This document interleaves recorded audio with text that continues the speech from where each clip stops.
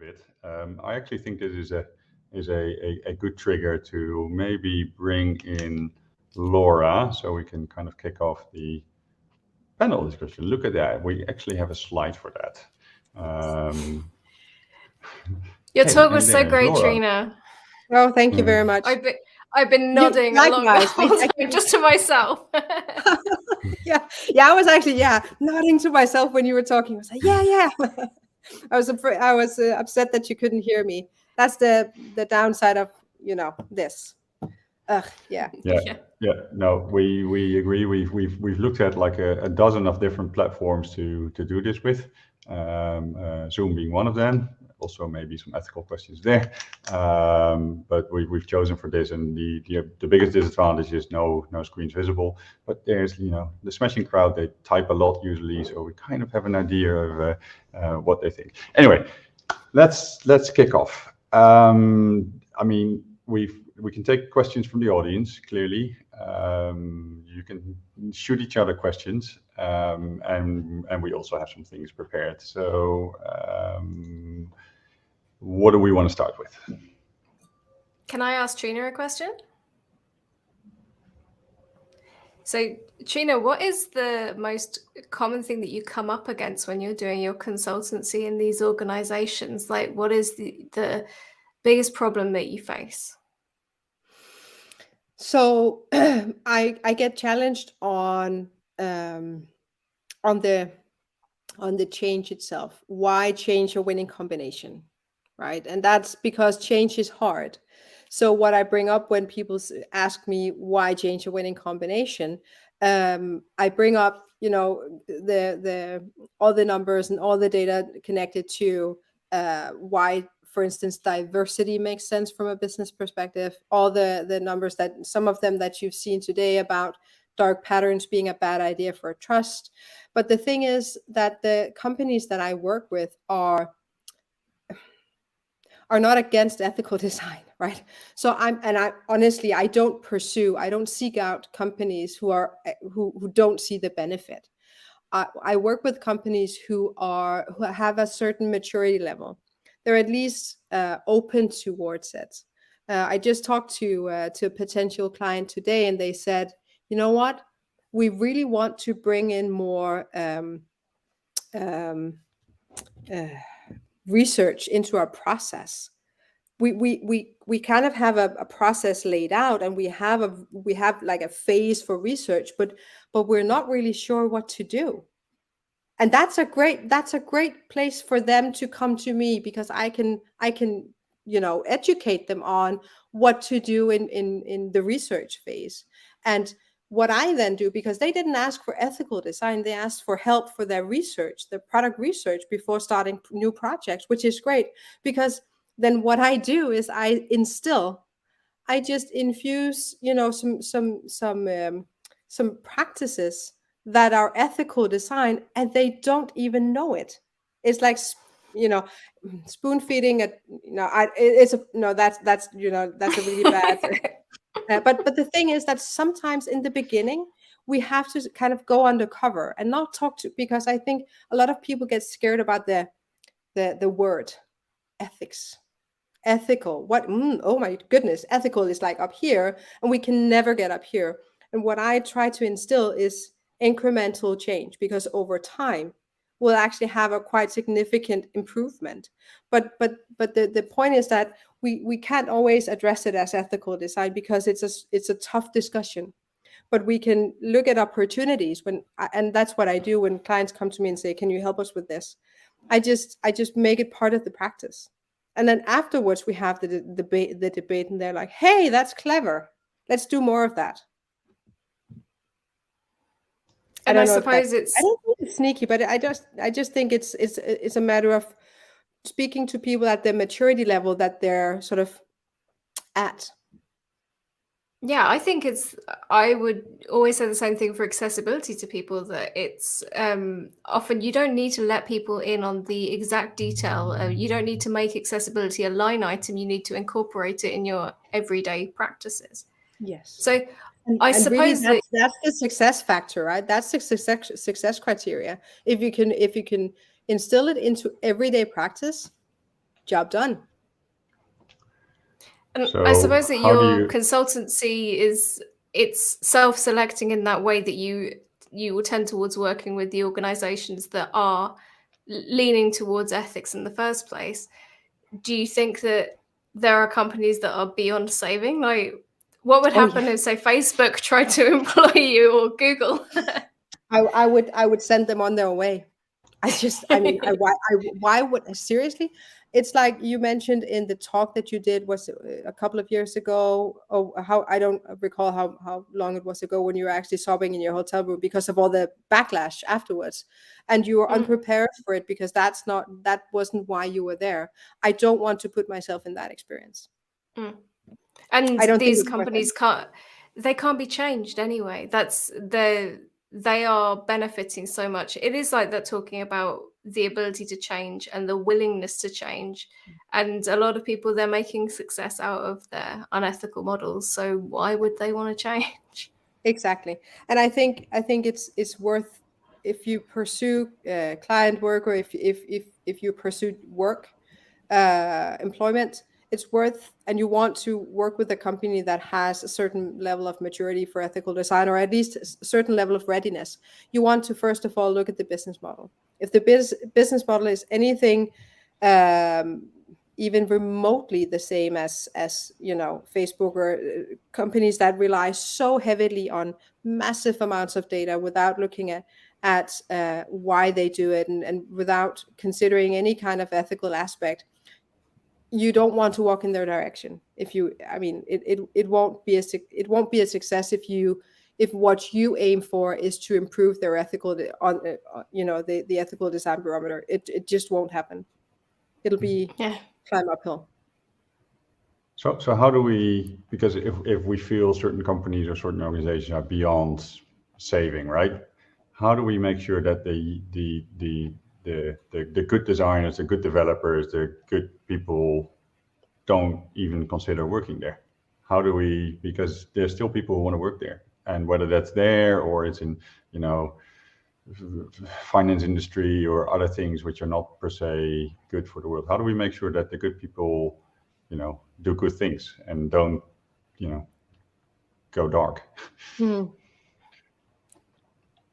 What do you think, Laura? They're hardly working inside of a vacuum. Like, I think there are certain companies nowadays where you would be having to live off the internet under a rock to not realize the ethical problems. Like, these are companies that are featured in the news. Like, you would really have to have like some real issues with your awareness of the outside world if you were starting to work for them. And it's a judgment call at that point, really. But I think that one of the ways we can prevent it is by having these kinds of conversations, by discussing approaches that are better and that aren't any more difficult, that aren't any less fun, that actually can be quite personally rewarding, because you feel like, oh, I'm not actually putting harm out into the world. I'm trying to work towards something that can make me feel good because I'm helping other people. And I think that that's a big enough justification for a lot of people in their work. A lot of people don't want to be contributing towards harm. Yeah, what you're speaking to is the intrinsic motivation, and there is an increase in the amount of professionals who have that intrinsic motivation. I don't know how many people are we on this call or this event. You can look that up, but you know what? About 100. Yeah. Earlier, I don't think we would have had 100 people talking about ethical design a year ago or 2 years ago. I just don't think so. I was honestly extremely surprised about me doing one LinkedIn post and one tweet, and that resulted in 100 members in 24 hours. I had never expected that. I was like, hey, let's do a fun little group. I was thinking, 30, 40, 50 people. If we reach that, that's fantastic. That was honestly my expectation. And, it just keeps increasing.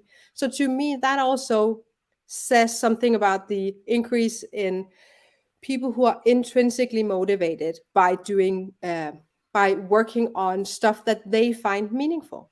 And people who want to, you know what, I would never, there's been a lot of discussion on whether we are to hold people who work at the large corporations, the ones that we don't like, in ethical design terms, whether we hold the individual responsible or whether we hold the company responsible. And I think we have to be very cautious about placing personal responsibility on a UX designer, on a developer who needs a job to pay their bills and who happen to take a job at Facebook. I think still it's relatively privileged to be able to say no to a job. And I think we just have to be cautious that we don't blame people who are actually not to be blamed. We have to place blame the right place. And we don't want to also force people to feel defensive, because that's when they will push back against wanting to do something different as well. I think it is one thing to think that you're able to make change in a company where you're very unlikely to make change. It's another thing to go, well, okay, when I change jobs, I'm going to try to find one that has one of those, a more ethical model. And I think that that's the more realistic way of looking at things, because yeah, people, we need to eat, we need to pay our rent, and it is difficult. I think there are some people who have more choices than others, and they know who they are, and they're very well aware of that. True. No, I think that's a very fair point. So pretty much we have to just lure them out, and then slowly we'll get them all to the good place. I've been seeing quite a few questions in the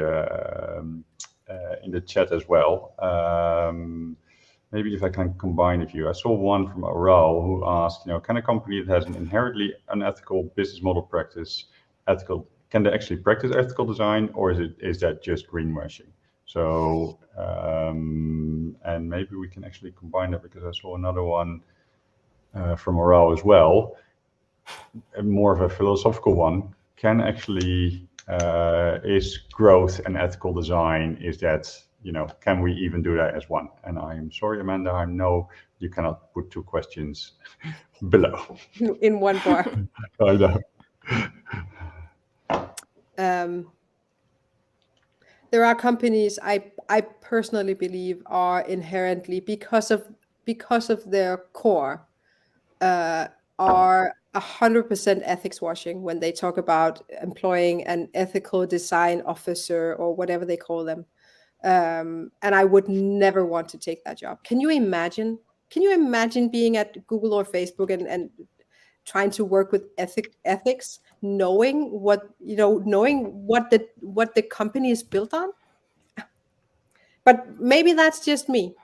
I don't know. But I think there are definitely companies that are out of reach for in that respect. Whether ethical design and growth, I think that's why I actually made a point to say sustainable long-term growth, because not exponential growth. Growth has gotten a bad reputation in a sense, because when we say growth, we tend to think about exponential growth, startup world and VC funding, and then unicorns and all that kind of BS crap talk that's out there about exponential growth and just exiting, and then we can go on and live on some island that we bought from all our money.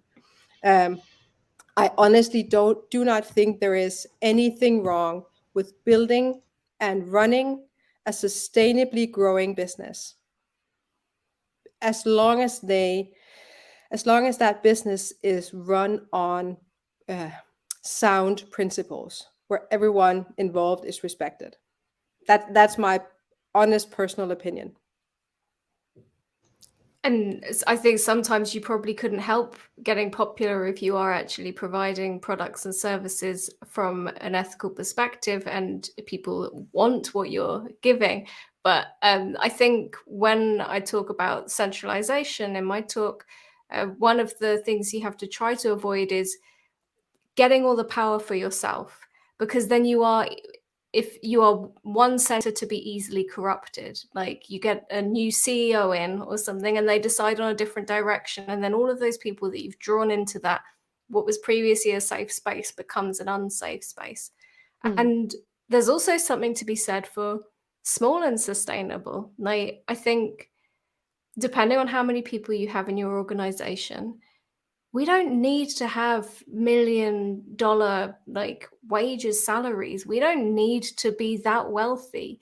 I think that partly it's the systems that we live in, that we have very little financial security, and so we want to like get as much as we can to help us feel safe. But what if we could build a future where you just need to have enough to get by and live a comfortable life, and we could all be happy with that? Like, Absolutely. I mean, that's a dream scenario. 100%. When I talk about growth, I don't talk about exponential growth. I don't even talk about radical growth. I'm talking about, when I say sustainable growth, that is slow growth over time, right? Because that makes sense. I think a great company example is Balsamiq. I don't know if you've heard of it. They do, it's a wireframing tool. They've been around for 13 years. And they are now just starting to consider to do ordinary sort of, or not ordinary, but a little bit of digital marketing. They haven't spent any money on that kind of marketing in their 13 years of being in business.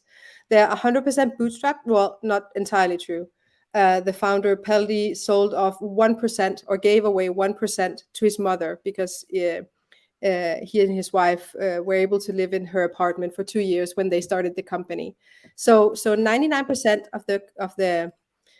of the ownership is Peldi's, and I think they have like 30 or 40 employees now, 13 years in. I think that is sustainable, steady growth, and that it's a very interesting business case. There is actually another podcast that I listen to a lot called Bootstrap, which is basically stories from bootstrapped companies, because I like the whole bootstrap community, because they're very cautious about the way that they grow, the way that they spend their money, the way that they run their business and set up their business, because they're not interested in taking in gazillions of currency from VC companies in Silicon Valley. They just won't have it. And I love that community, and that's also a growing community. And I wish that these were the companies that we often held up and idolized, like the people when we were like, oh, I want to use this pattern on my website, like I've found this really cool UI pattern. Like, how about taking examples from these sustainable companies that are probably building things, their mentality of being sustainable, their mentality of not trying to collect users in order to monetize their data, shapes how they build these experiences. It's exactly those examples you have of the things that are flashing at you and trying to get you to buy stuff. Like, yeah, if we all copy what Booking.com do, we could be another Booking.com, but we don't want another one of those. We want more of these small companies, and there's probably a huge amount for us to learn from them. Yeah, there are so many good companies, genuinely good, slow-growing, sustainable companies out there who just, grind away slowly at setting up a business because they want to ultimately lead a comfortable life with, large sharing of profits with their employees, and all the nice stuff that we all basically just want, right? Just living comfortably off of something that we enjoy doing and sharing that with others. Yeah. So what you're both saying is, we should celebrate the ones who do well and give them a space and promote them.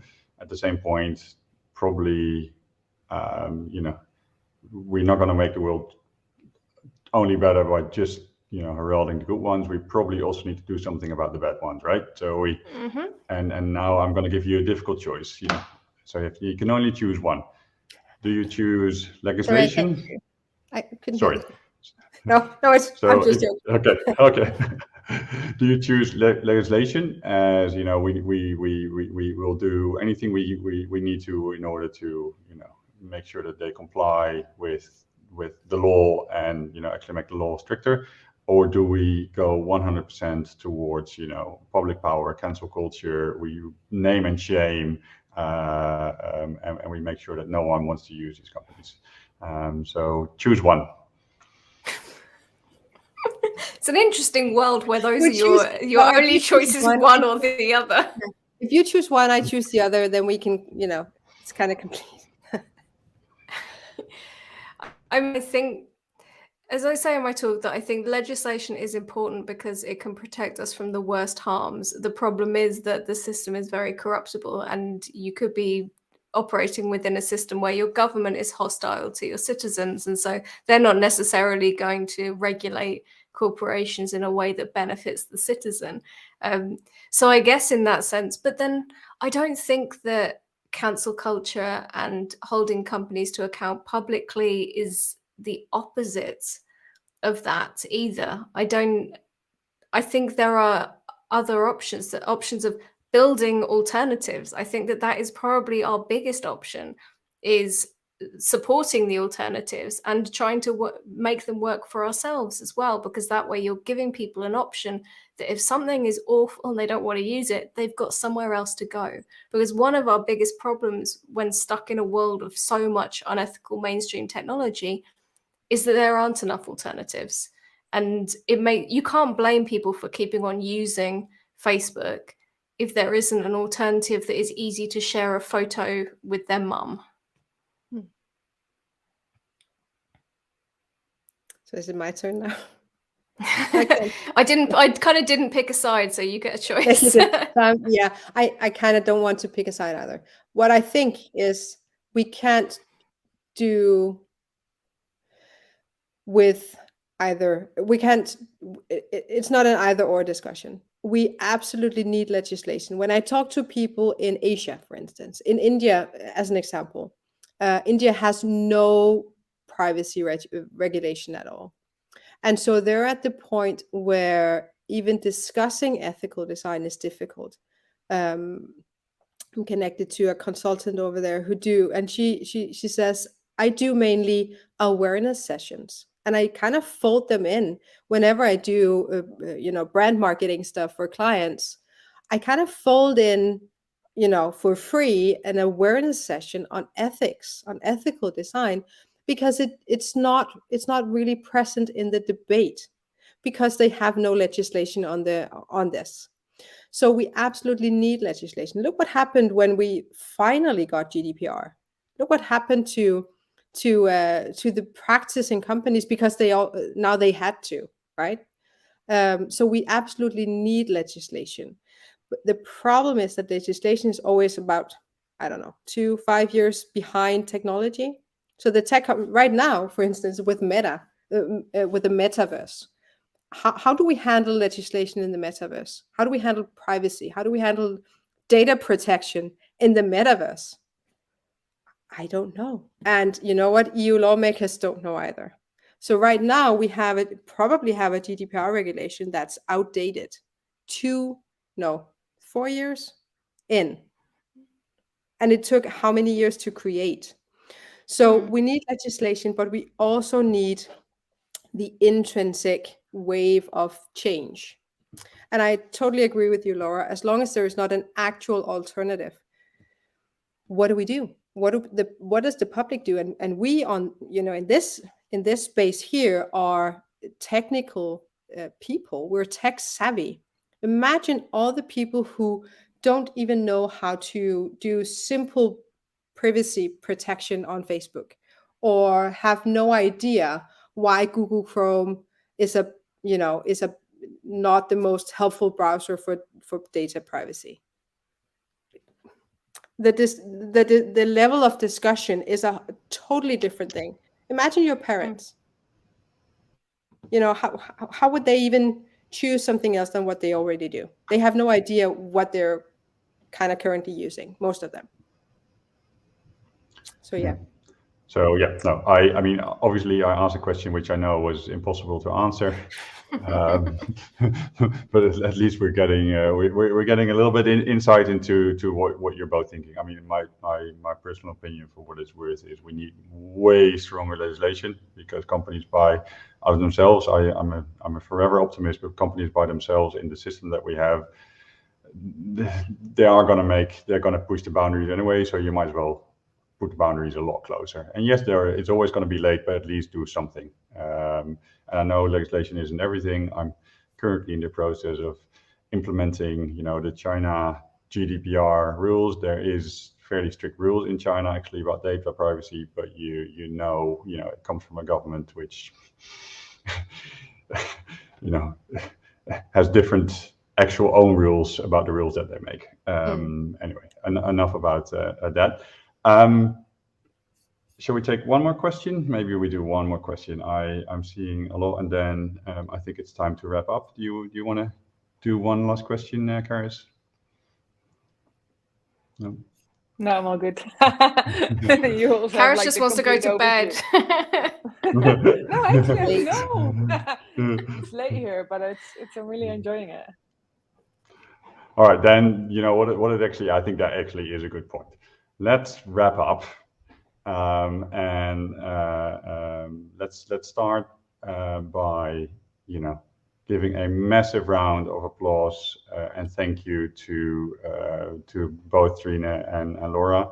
I've had a wonderful evening, and I thought it was amazing. You shared a lot of insights. I cannot wait till your ethical design masterclass, Trine.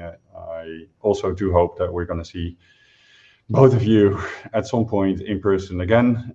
We are running in-person events again this year, so fingers crossed everything is going to happen the way it happens. And as you know, Charis is a little bit involved in organizing them, so who knows what we I have can, everything, all my fingers, all my toes, I have them all crossed. Yeah. So maybe let's close up with Laura and Trine here. So thanks, amazing. We'll share slides, we'll share the video after, and I wish both of you an amazing rest of your day, evening, week, and we'll talk again soon.